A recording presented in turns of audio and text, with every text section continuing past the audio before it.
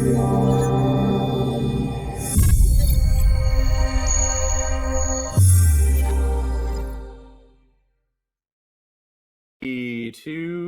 and one. Alrighty. Hey everybody, welcome back to West Coast Geeks. This is episode 2 of this show. Thanks for coming back on in. I am OC Steve. This is my buddy over there, DJ Ruben. Yeah, you know, he's living the kayfabe life. He's got a little color, as they call it. But that's not stopping him from being here today to record this great episode, number 1. Number 2, you're on assignment. Where can you tell the people where you're at, Ruben? Yes, I am in South Lake Tahoe, and for a lot of you that don't know, one of my hobbies outside of geek culture is I dance competitively, and I'm out here for a dance competition. And last night, while in transit to Tahoe, I hit my head on the back of the truck and cut myself open. Just a little color, not enough to get super glue. Just a Band-Aid, you know. Once it heals up, you can move it down here. You can be like Nelly. So I'm bringing it back. Bringing it back. There you go. Original skin tone Band-Aid. So that won't stop him from today. We got him checked out by the doctors. He passed concussion protocol, so he can be here live today to talk about some more geeky news and pop culture stuff that happened this week. With this show, we keep it simple. This isn't a long, drawn out. We're not talking about stuff. We're giving you the facts that you need to know that happened this week in pop culture and geekdom to keep you going so you can stay well informed. And more importantly, once you're done, throw some comments below. There's a little meek last time, but hey, we want your input as we build this plane as it's flying. Ruben and I do love talking with each other, but this is a collaborative effort. So this is a show for geeks, by geeks. So geeks need to get involved, if I'm not correct, Ruben. Oh, we should put that on a t-shirt. There you go. I'm making trademarks left and right, kids. We're just we'll keep it going. But this week, not too much news on the Marvel side. I think they kind of, between the trailers that they had last week, there's kind of a dull roar leading into Wakanda Forever, and they have a special coming out. So the theme of this week is sequels. Sequels. The return of the sequels. And I'm going to start it out with a hope of a sequel, because we got some inklings of some news pertaining to the Danny Boyle camp and 28 Days Later as a franchise. Ruben, what are your thoughts about 28 Days, 28 Weeks, that franchise done by Danny Boyle and his camp? I thought it was really good, just the way that was executed. I'm not real big into the horror aspect of films, but, the sci-fi element I absolutely love. I thought that, it was a great franchise, and I think that was the precursor to Walking Dead and all the other zombie stuff that happened. I think that set up a good format of, hey, you can do zombies differently.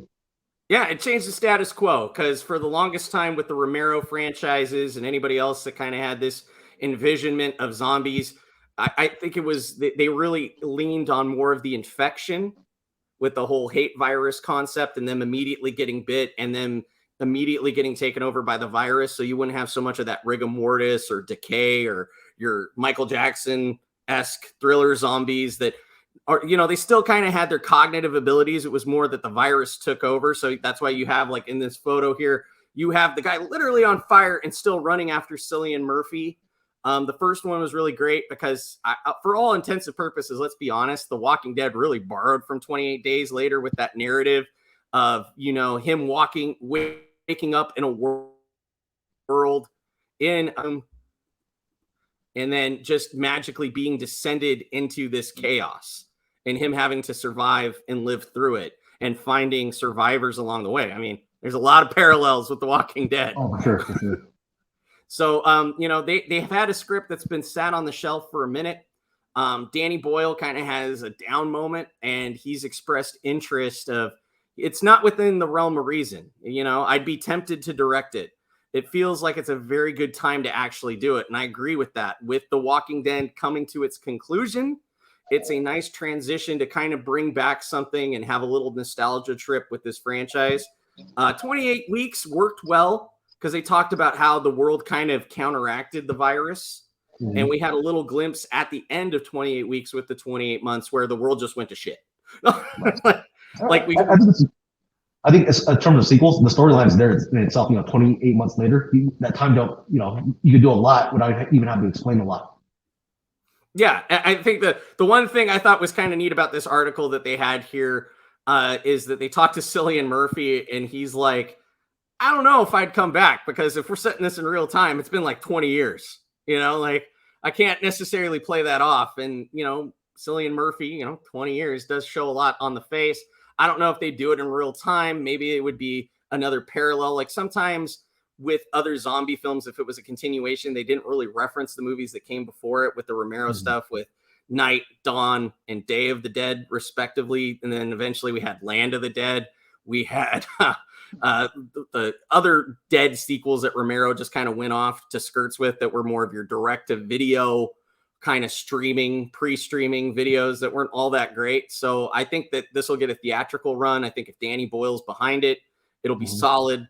Obviously, they got a good story. If he's even considering catering the notion of coming back to that franchise. Right. Or they could, like you said, they can almost do it as a whole new reboot of 28 years later with a whole new cast. Yeah, that's what they did with 28 Weeks. Like, we didn't see Cillian Murphy and those people. We just knew that, hey, they survived it. They went along their way. We saw the whole kind of military infrastructure take over and reclaim Britain, where the original outbreak started. So I think that maybe you show it from a larger scale outside of Britain. Those walls fell apart. Maybe because they're an isolated island, you see more of the European side of that storyline, which they were kind of referencing, and see how they've kind of made it a no man's land, or a DMZ, a demilitarized zone, where nobody goes in, nobody goes out, and maybe somebody gets out, and then the infection starts to spread. So I think that's kind of the easy, natural way to do a sequel for that movie.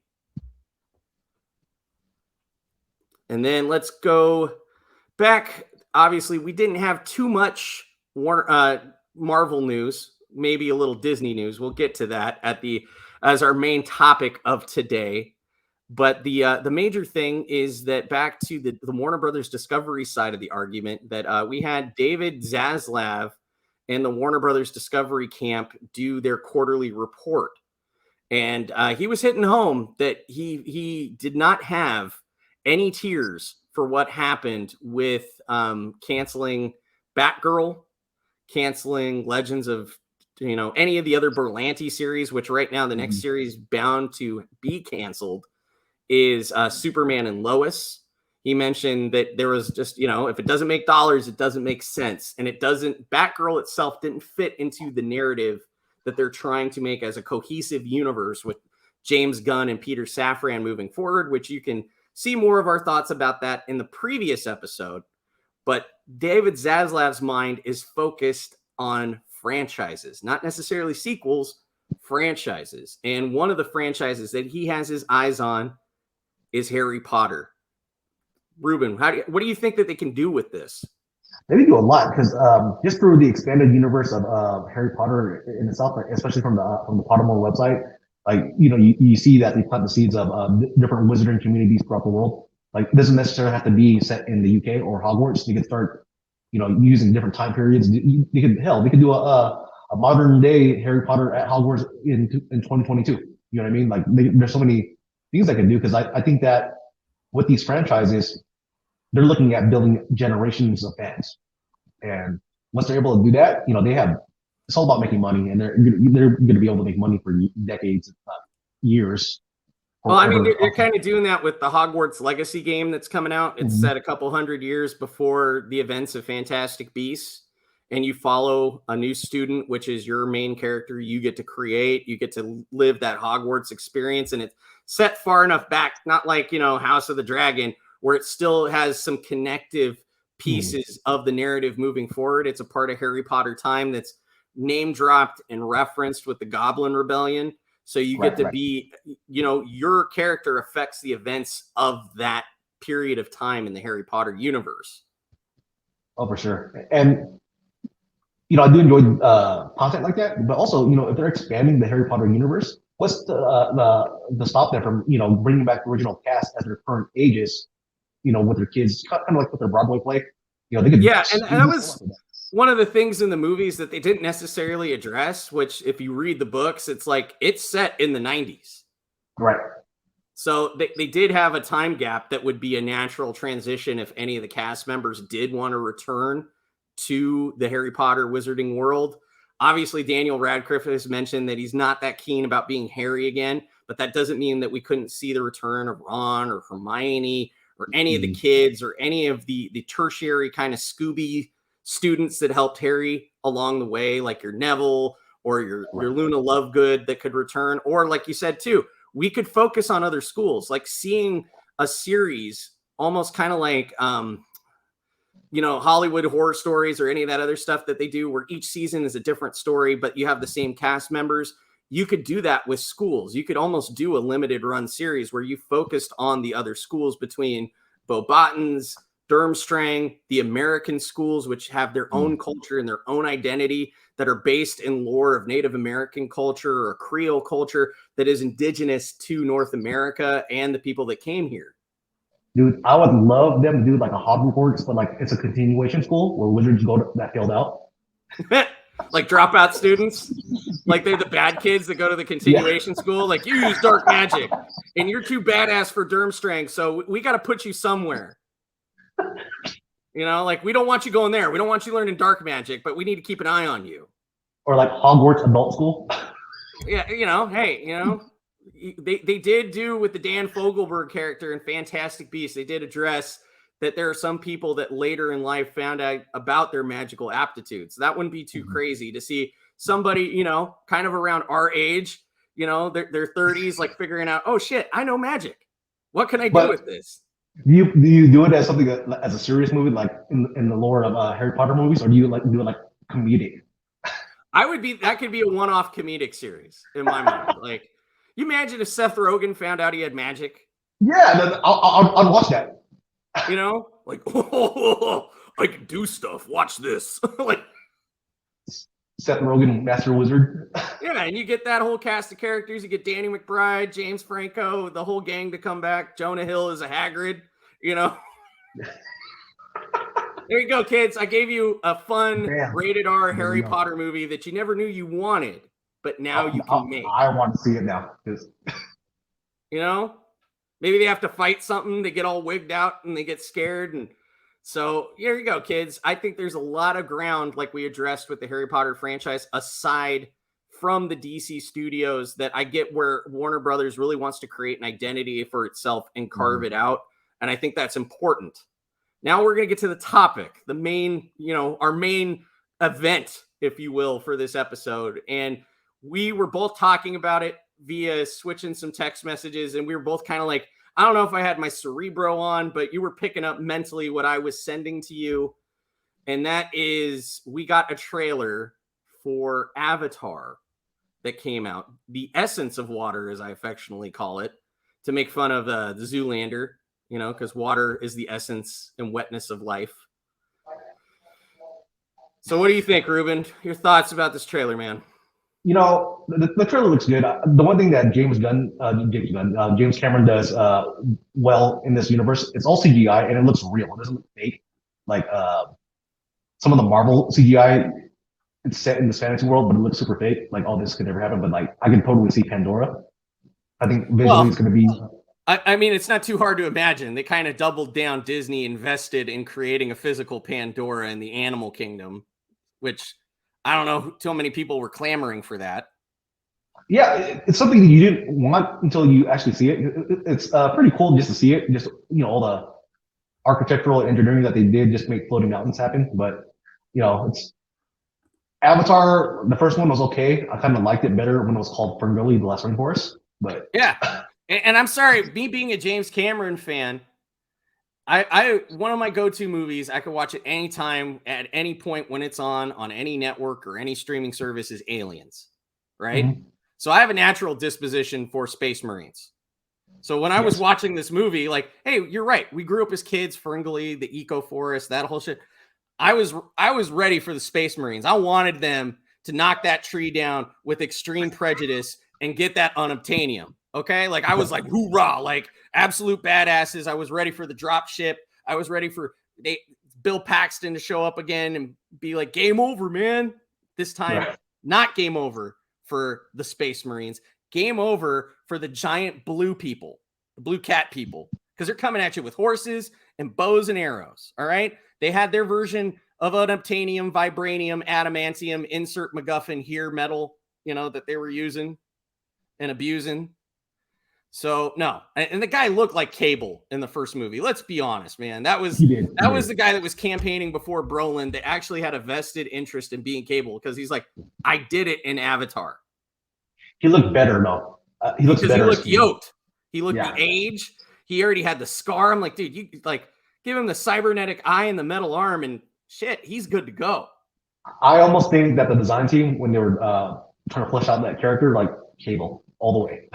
That and this movie was problematic because Cameron at the time, remember when Avatar came out in the Wayback Machine 12 years ago, was suing Borderlands for infringing on the name of Pandora, which is in public domain. Literally comes from Pandora's box in Greek myths and lore. You can't necessarily put a trademark on it. And he was also at the same time, too, trying to front on M. Night Shyamalan with Avatar, saying you can't pronunciate literally Avatar. That's why that movie was already weird enough. But they had to pronounce, he had to go as Ong the Avatar. Yeah, we don't talk about The Last Airbender. No, hopefully Netflix hits it out of the park. But I'm trying to say is that James Cameron has thrown his weight around with this franchise very awkwardly at some moments. And to double down on top of this is just one sequel. He is already in development 3 other sequels. That like he is like Robert Zemeckis-ing this thing Back to the Future style, where he's getting everybody together to film all these movies back to back to back to back. So if I'm not mistaken, the 3rd one is already in post-production. Right. They are I think it's film 2, 3, and 4 all together, right? Yeah, they're trying to. He's trying to keep everybody together in like this perfect little bubble so he can get all these movies out. But 12 years, I haven't really seen the hype for this franchise outside of the Disney system that took it when they bought 20th Century Fox, because they have a vested interest, because they spent a boatload of money to make Pandora in Animal Kingdom. And sometimes these movie franchises get hindered when they add something to their park and feel that they need to keep the hype going, a la, Jurassic World. When they added that, when they added the Wizarding Worlds of Harry Potter to here in Hollywood on our coast and also in Florida for Islands of Adventure. So I think it's weird that they kind of put themselves in this trap and feel they need to spend money to keep the relevance of this franchise going. But I've been to San Diego Comic-Con aside from COVID, and I haven't really seen people dress up as Na'vi. I haven't seen anybody wear the exosuit. I haven't seen anybody dress up as the Marines with like the CO2 filter mask. I just haven't seen this outside of the Disney sphere actually see like I want a need for Avatar. Right. No, I agree. I thought, all jokes aside, the first Avatar was visually appealing. There's a lot of technology advancements with 3D and all that other stuff. So, it was fun to see, right? Does it need a sequel? I think as a standalone film, it was fine. But this is totally, for lack of a better term, a cash grab. They're just trying to make as much money as they can. And bring everybody back for stuff that they didn't try to hype. They didn't try to continue it in other mediums to keep the narrative going. We didn't see any comic books. We didn't see like an animated series that could have kept the narrative going, so that like you can jump back in, or you can have something on Disney Plus to reference, or a video game series, which this really lends itself to being a video game series. They could have done an open world MMO. Think about Avatar video game? Those crap. Yeah, they could have done an MMO. They could have done an FPS where you could have played on the side of the Na'vi, or you could have played on the side of the Marines, and there was events going on in real time in a world just to keep the hype going. They just decided to drop it, put it in a park, and now tell us you better go see this movie. I love James Cameron, but maybe they picked the wrong franchise in this fight. Maybe. It's still going to make money. People are still going to see it. Just because the first one did so well, people are going to want to see it. I get it. He's going to probably do some revolutionary stuff, and he's going back to what is his bread and his butter, which is doing stuff in water. Let's be honest. When James Cameron has made his bulk of his money and the interventions that he has done with visual special effects and enhancements, when you look at a movie like The Abyss, that technology was really the precursor to Terminator 2 and led to the T-1000 techniques. The stuff that he did with cinematic photography and shooting that was done in Titanic with the submersible stuff that was a part of that narrative, and also the practical physical effects that he had. And he's changed the industry so much. Yeah. So really, when he does a movie about water, you know that it's gonna be good. So I know I'm being a little bit jaded, but at the same time, that trailer didn't show me too much. It did not. It will be interesting to see the Water Tribe. I don't know what their actual name is, but I'll just call them the Water Tribe. Since we're name dropping. Funny enough, we're going back to Avatar, right?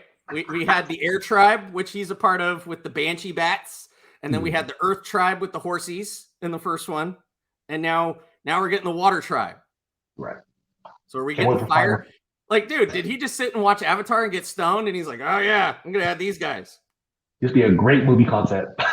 Yeah, come on, Jimmy Cameron. Let's be honest. You're from SoCal. You grew up pretty much where I grew up. His mom lives in Placentia, P-Town. He showed up for a parade a couple years back at the hype of Titanic. So he's a SoCal boy, born and raised. Anytime he gets on an interview, he's rocking Fox motocross stuff. Maybe he didn't get the memo that that's kind of Mark McGrathie early aughts, you know? If I start seeing Speaking of jerseys, that's pretty sweet jersey you got on there. Thank you. Shameless plug time as we wrap this show up, kids. If you want some rad merch, you don't want to look like the next guy around you. You want to wear something that is a blending of two fandoms. If you like hockey, if you like baseball, eventually they might be doing soccer. Geeky Jerseys is the place to go. This is a limited edition run. They do collaborations with Hasbro, Nickelodeon, all the stuff that you grew up as a kid. I guarantee you'll find something there, and movies that you will like and more. Check out their website. It's rad. They usually do limited runs like this. If they have an open run, you can put your own stuff on the back, your own name, your own number, paint your wagon. Geeky Jerseys, check it out. And we'll be highlighting more brands and products because we're about swag on this channel. You don't want to look like the next guy. You know, being a larger set fella, you don't want to necessarily be confined to Hot Topic and whatever they're going to put in a X plus size. For sure. And also you are rocking one of the proudest tag teams going in the market right now, the belt collectors themselves, FTR, had a proud victory in New Japan just shy of a couple hours of us recording this show. So, pro wrestling tees, AEW shop, I would say keep an eye out on their socials when they got a 20% discount. Save that money to go spend on other geek products in your life just to keep your geek experience going. And let's wrap this up. Let's bring this home. Ruben, where can the people find you? Where can the people interact with you? See what you're doing, hear about your DJ stuff, your cosplay, your dance competitions, everything that makes you, sir. You can find me on Twitter and Instagram at Ruben is a Dork. And you can find us on Instagram at West Coast _Geeks. And I'll put the link below. As always, I am OC Steve. You can find me on the socials at OC Steve SDS on the Twitters and on the Instagrams, so you can see some more of this lovely stuff. But as always, everybody, thanks for taking the time to tune in. Put some comments below. Hit us up on our socials if you want us to talk about something that happened in the week of geek. And wherever you go, wherever you are, always be okay to keep it geeky. Stay geeky, my friends. Stay geeky. Let your geek flag fly, and we'll catch you on the next video. Have a good time, everybody. We'll catch you.